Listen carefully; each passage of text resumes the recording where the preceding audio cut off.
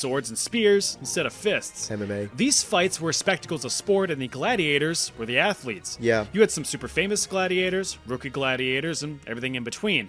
While some gladiators were slaves, criminals, or prisoners of war fighting for their chance of freedom, most of the big old brutes fought for fame and fortune, or just the high-octane dopamine rush of being able to legally stab someone in the kidney and getting praised for it.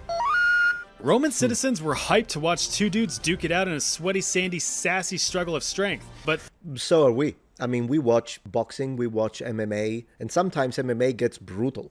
Or like when you see someone, like, have you ever seen the Taekwondo Korean champion, the Professor? That's what he's called. Some of those kicks that one-shot people and they just literally system shut down, and then they have to be revived and brought out with the... Yeah, no, we all humans, particularly the male population, I want to say, is interested in legal violence and sport violence.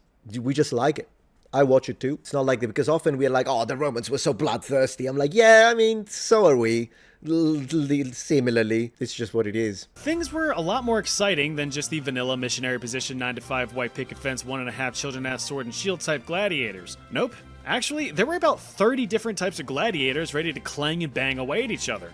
You had your dual-wielding Dimachirus. Dimachirus, yeah, that's a horrible representation of the Dimachirus, but it's fine because, I mean, I think they're not just these, you know, it's a funny channel, so it's not a problem. But yeah, the Dimachirus is the one with the two swords, absolutely. The trident-chucking Retiarius. Retiarius, this is too armored for a Retiarius, but yeah, trident, and yeah, that's the fisherman. Pretty cool. It's actually a very nice class. The silly-looking Caesar and the alls-out ball. What do you mean silly-looking? The Caesar is awesome. I mean, that's the same helmet that the Secutor class uses, that it's kind of the upgraded and patched opponent for the Retiarius, because the net was actually sticking too easily on the helmets of the, for example, Traex or Murmillo, so they actually patched the game, and because, you know, they nerfed the Retiarius a little bit, and they created these helmets that were used by the Secutor class so that it would be harder for the net to stick. It's an awesome, I want that helmet so much. Calls out Cestus, among other DLC characters. So DLC, imagine that you're living your boring Roman life, sitting in your boring Roman house, scratching your boring Roman balls, when you suddenly catch wind of the gladiator battle of the century. Two andabate pitted against each other. You'd lose your shit. Yeah. Why would you lose your shit? Because andabate were condemned criminals fighting each other completely blind. Yeah. Yeah, as a form of punishment, two criminals equipped with nothing more than a sealed helmet and a rusty sword were dumped out into the arena and forced to square off. It's like watching two blindfolded kids trying to whack at a piñata, except they're both potential piñatas. Now, while formal gladiator duels were not to the death, of course some still died. Yeah. But it was more common to die by bleeding out after the match had been called by the referee. Oh yeah, they had referees. These were often retired gladiators tasked with... And look at this. This is one of my favorite mosaic to show gladiatorial combat. I love that you can see the fighting position. Like, look at the bent knee a little bit. Weight probably 70% forward, 30% back. This is turned. It's kind of similar to a Zenkoku Dachi for traditional karate, if you are aware, if you know that one. And we find the same posture with the leg position. It's a very strong, very stable leg position, by the way. We see the same posture used with ancient Roman legionaries, actually. Making sure that the rules of battle were being followed and stopping fights before final blows were dealt. Yeah. You see, gladiators were expensive investments, Absolutely. so their managers wanted them alive for as long as possible, lest they start all over leveling up another rookie from scratch. Yeah. So with all that being said, professional gladiator battles were not performed for the sake of death, just for the thrill of the fight, and the potential of death.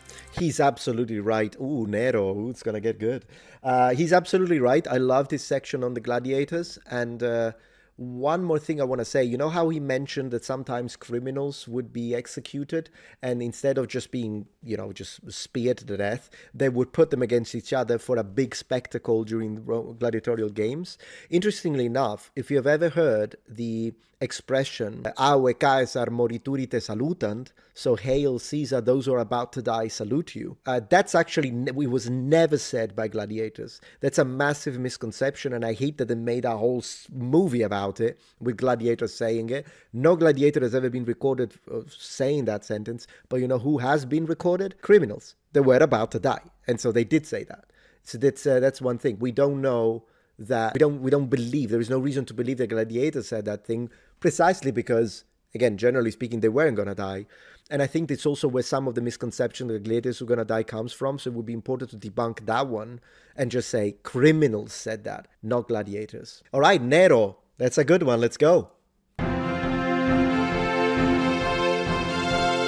Ancient myths are tough for modern historians to interpret, as historical writers across time have their own biases. Depending on how they felt about a certain historical figure, they could cement their legacy in history as a smart fella or a fart smella. The prevailing myth that Roman Emperor Nero diddled his fiddle as Rome burned to the ground is one that should go up in smoke. It's commonly believed that Nero, having descended into madness over the course of his reign, started the Great Fire of Rome in 64 AD, a disastrous and destructive inferno that destroyed nearly 3/4 of the Roman capital. Accusations claim that Nero didn't really like the look of Rome and wanted to rebuild it in his own vision with a lavish and gaudy golden palace. We could say in his own image, in fact. Interesting. I want to see how he's going to address this.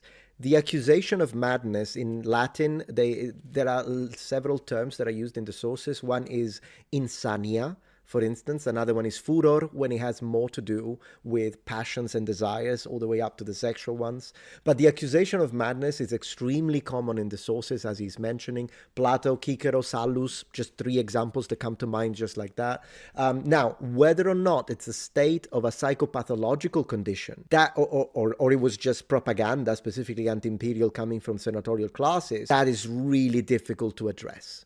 So was it actually crazy, or were they accusing him posthumously of being crazy as a way to kind of do a little bit of, as I say, anti-imperial propaganda, or maybe different attack of a political opponent? Is really difficult to say. I'll say more about that, but there are a lot of emperors that it's not just a matter of Nero. They're focusing on Nero. You could do the exact same thing about Commodus, Elagabalus, Claudius, Caligula. They've all been accused of being crazy. Have you ever heard of the situation of Caligula being accused of having given the title of senator to his horse?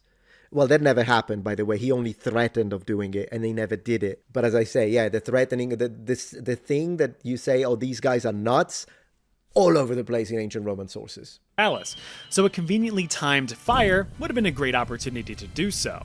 The fire is suspected to have started in a shopping district stockpiled with flammable goods. Yeah. Once the fire started, it was nearly impossible to contain.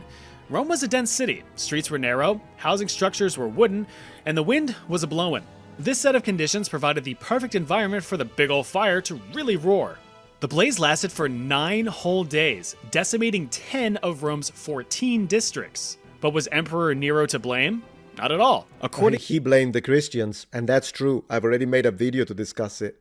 According to Tacitus, one of the most influential Roman historians at the time, Nero was not near Rome when the fire started. He was actually several miles away in the coastal town of Antium, but he rushed back home to Rome once he caught wind of the disaster. When he did get back, Nero actually funded relief efforts and opened up private gardens and other structures for shelter to those affected. Despite these efforts, Nero still came under scrutiny from the nobles who hated him, claiming that he should have Yeah, I mean, the simple fact that he wasn't in Rome doesn't really remove the suspicion. Just because you're not in Rome, the only thing that proves is that you weren't the one to physically ignite it. That's it. But imagine if he actually did want to do it. He could have paid someone to do it and then leave Rome precisely because he knows. Like, you know how it can be flipped. You could say, well, the simple fact that he wasn't in Rome is because he knew all along and he didn't want to risk it.